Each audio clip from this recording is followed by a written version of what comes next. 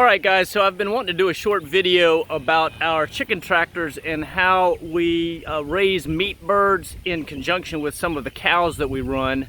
So I'm doing some work on one right now, and I want to get some pictures of it for you, or a good video here so you can get a good idea of it.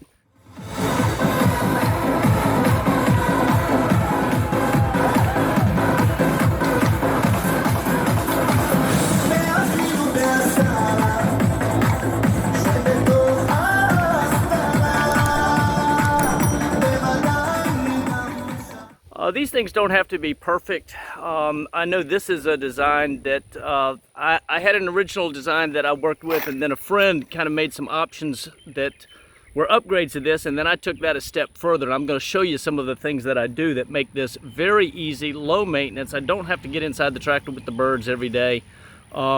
Pretty simple. So let me flip this thing around. I'm working on it out here in the pasture with in one of our front pastures with some of the cows. So to start with, you can see obviously that the cows, well, as soon as I get around the chicken tractor, they want to come hang out a little bit, because in the past I've had a little bit of feed dropping on the ground, and so they think as soon as you move the chicken tractor you can get it. One of the problems I've had though with this little platform on the outside is that that they try to get their heads up underneath here and end up pushing the plumbing around and such like that. So a quick look at this. This is pretty simple. I use a 4-bucket system. 2 buckets. The 2 outside ones are water that run to a common central line.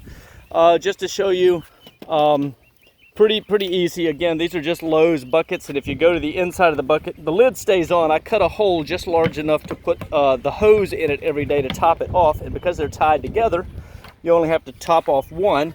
But I just use a fitting on the inside that's screwed together with a male to female on the outside, and a little bit of silicone sealant around it when I put it together. That hole is just tight enough for the threads to get through, and the end result is that it's a sealed connection. So the 2 of them come together and then go to a T that goes to the inside. I'll show you the inside. It's just a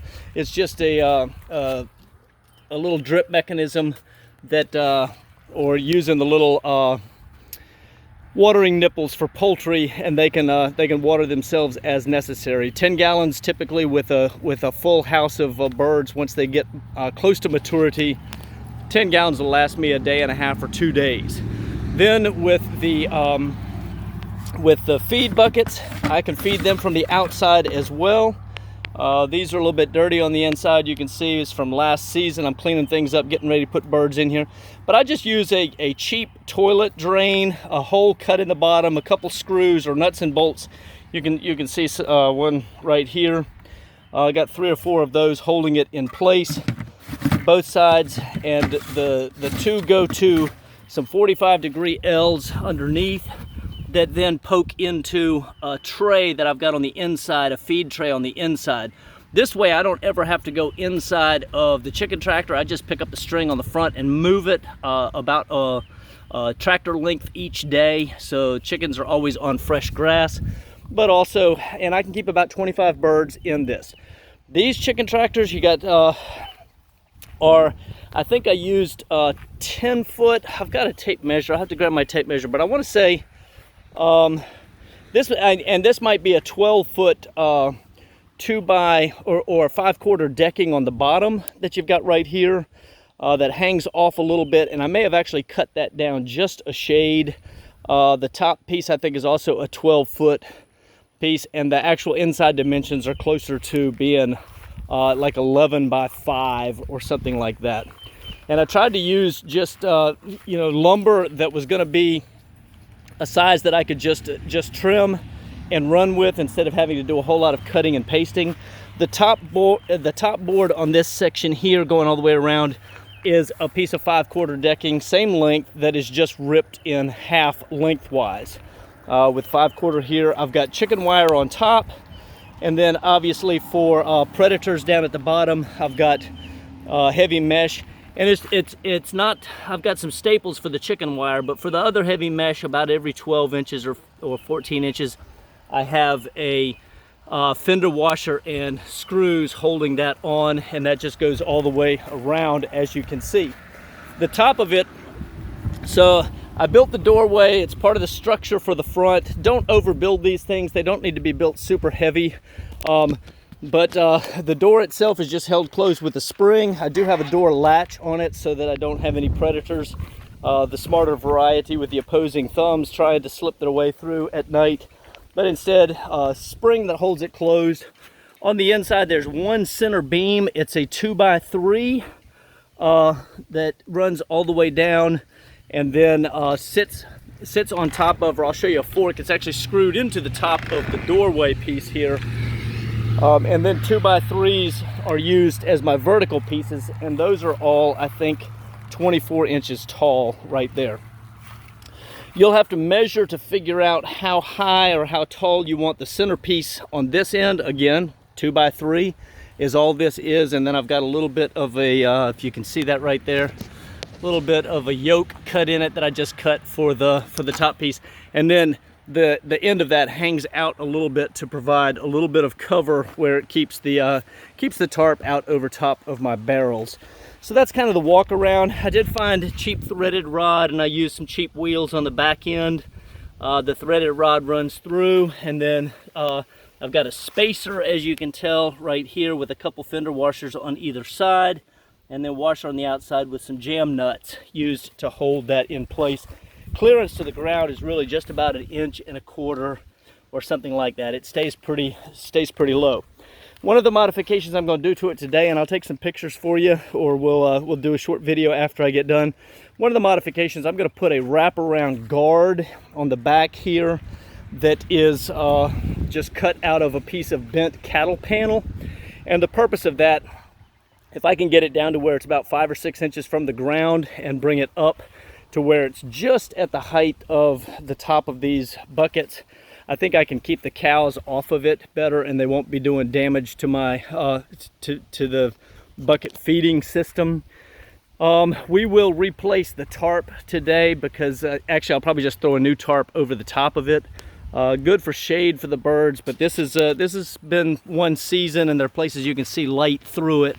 So I think the wear and UV is starting to wear on that a little bit.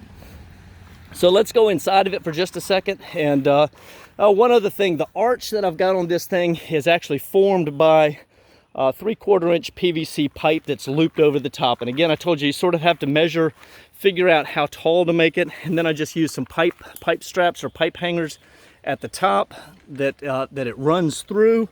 And I used plastic on these before. I'm actually going to replace them today with metal ones.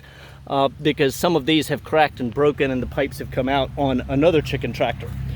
But the point is that's the pipes aren't screwed in. All they are is they're just fitted in there, and tension holds them in place. And then I wired over the top of it, and then threw the tarp over the top of that. So let's go onto the inside here and take a look at it right quick. For rigidity and for a little bit of stability with the door, again, this is all 1x2s or 1x3s, I think is what that is, 1x3s. And so I've got the metal wire all the way to the top of this. It was just easier, and then just used these again, and it helps provide a little bit of rigidity to the door. So if we come to the inside of the chicken tractor, I use a chain that actually has a hook on it on the string. I'm sorry, the hook is up top here. So I can raise or lower as necessary the watering pipe that I've got. The watering pipe, I found that if I tried to run a rigid pipe inside, it posed a problem. So I went with a piece of garden hose to give it a little bit of flexibility, because it's going to have some movement when you're moving around and this sort of thing. And then I've just got watering nipples here. I will check all of these today to make sure that they're not leaking or any of those problems. Replace as necessary. A lot of times those won't last much more than a season, so I will have to check on all of those today. The feed tray, a couple comments on this, where the buckets are, and then the feed coming in. That is 3-inch PVC pipe, I believe, is what I have here. That's what it looks like, I think. And I think it's thin wall stuff. It was just the cheapest thing that I could get my hands on, and a couple short pieces from Lowe's. I didn't want to buy a whole lot of pipe. And then the tray itself has a guard at the back, and then we found that it came out too fast with just the whole full width of the pipe. So we ended up choking it down with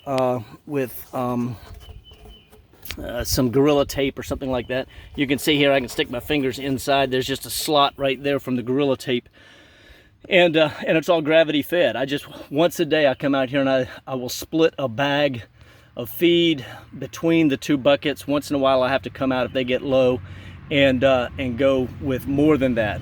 Usually my service for this will be about 5 or 6 minutes in the morning, and then 7 or 8 minutes per chicken tractor in the afternoon, just to fill up the water, add feed, check on the birds, take a look inside. But I don't have to actually physically come inside the chicken tractor. What I'm doing today with the tray, now this is, it just has residue from last season. It's been sitting out here all winter long in the pasture. Is I'm actually going to put a guard on the front of this tray, because I found that that the birds would push stuff off of the front of the tray onto the ground, which encouraged the cows to try to see if they could get their nose up under everything to get a hold of it. So I'm thinking that just a little tiny lip right here in the front will reduce that. It'll be two-tiered. They climb up in there and they eat, or they can stand at the edge and eat. Not a problem. Birds actually go into this chicken tractor when they hit about the 4-week age.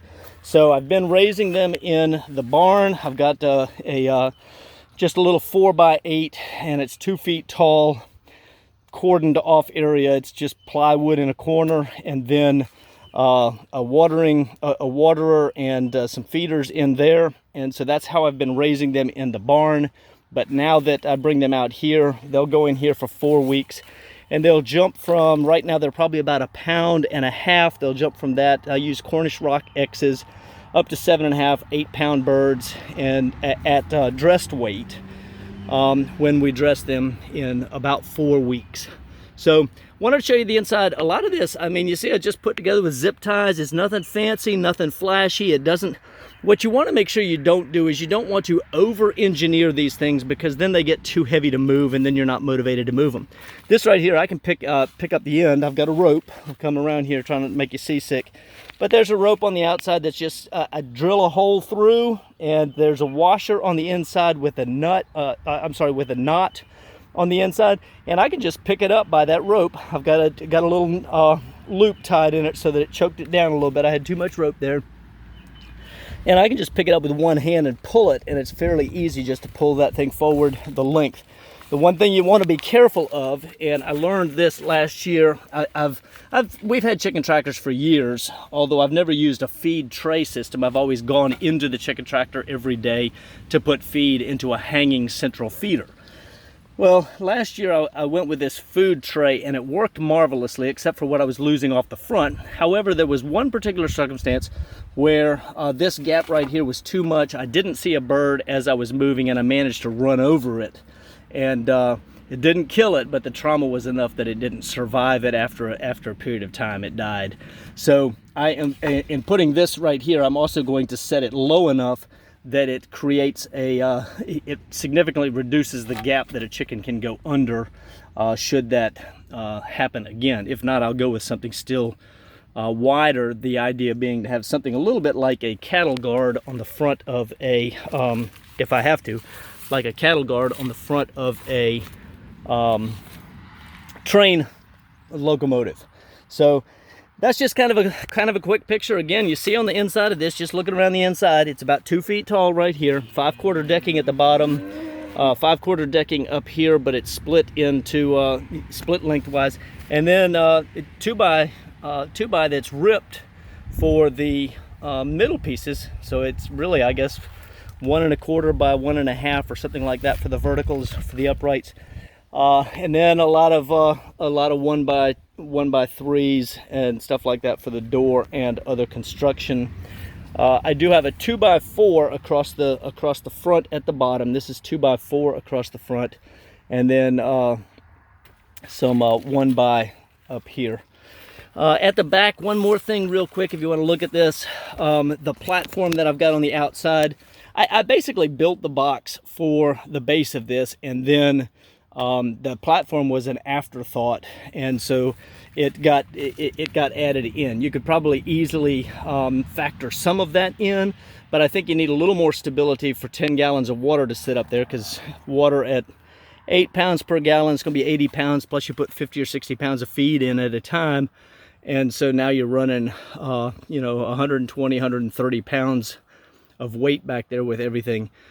Not a whole lot, but you want that shelf to be stable enough. And again, there's nothing between the outside 2x and the inside 2x that is attached, and it just sits off. And then for last year, all I had was just a piece of 550 cord running around to stabilize the buckets. This year, of course, like I said, I'm going to add the cattle panel. So I'll take some pictures of that, or take a short video of that in just a second.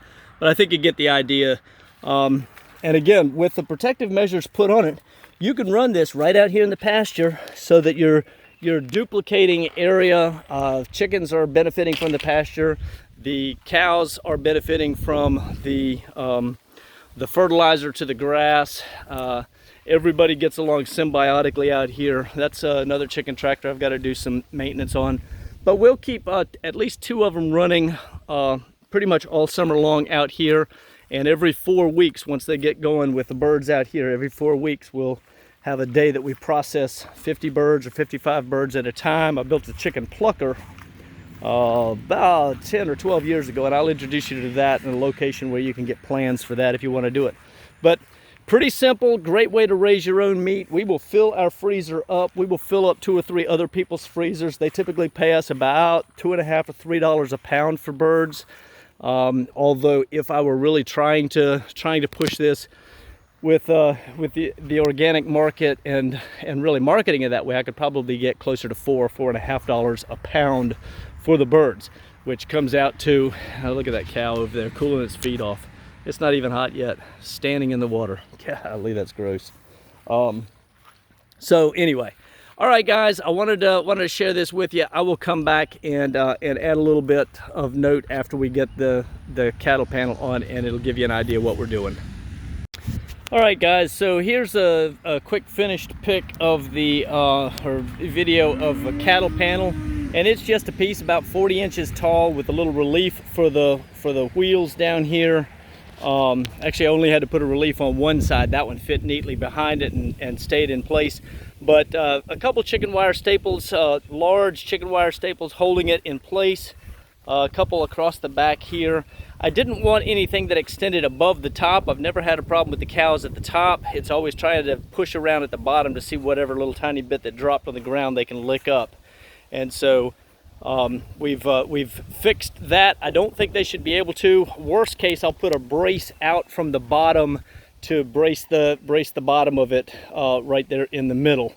But otherwise, this is pretty quick and easy. Last thing I need to do to get this one ready for putting broilers in it a little bit later today, well, not today, probably the next day or so, is I need to test all the water out, and I will put a new tarp on the top of it, so it provides a little more protection from the elements. But there you go, pretty simple, absolutely easy way for you to raise your own meat birds. It's cost effective, good way to make a little side hustle, make a few dollars, or to help take care of neighbors. For small communities in the summertime, with a couple of these things, you can raise hundreds of birds in a very healthy fashion. Every 8 weeks you have some rolling off. You just have to get everybody together to help with the processing, and just like that you'll be able to knock out. So good stuff. I have to change hands there. I guess I had the camera blocked out. But good stuff. Just a quick peek at one of the things that we do here on our little homestead, and an option or an idea that a lot of fairly small homesteads could use to run their own meat, or small communities. You just run it in conjunction with your cows. I mean, literally, just like I said, there they are. We've got one of those will be going to the processor here in August. Another one I think I'm going to trade for a heifer if I can get a pregnant heifer. And then the big one standing at the back is a pregnant heifer that we're excited about. We'll see what we get in probably another couple months. we'll have a calf on the ground. So good stuff, just small farm in action, and good way to feed or to be able to help take care of the meat needs for your community. One thing, and just a quick side note, it's expensive to keep a lot of freezers running, and in a grid down situation that might be a little bit challenging. So an option that you might consider is, instead of going with cows, actually go with meat goats. And in our circumstance, I've been getting some trash in some of the pastures, and so I think I'm going to get a couple goats anyway, just to take down the things that the cows don't like eating. But it ends up being, you know, you can store your meat on the hoof that way if you ever lost electricity or lost power, because you don't have to have a lot of freezer space. Instead, you just butcher when you need, and you can maintain where a cow needs about 2 acres a head. We actually are pushing the limits of that greatly here, but where a cow needs about 2 acres per head, you can get 4 goats or 4 small ruminants per acre. So you can keep 8 of those on the same space that you keep 1 cow. And so, you know, having a mixture or having running all, my challenge with goats initially is that they kept trying to climb up onto the chicken tractors and stand on them. And so we had to put a stop to that. But anyway, all right, I hope this is something that'll help you out, that helps make your farm more productive, that helps you better be able to take care of yourself. For King and Kingdom, I bid you shalom.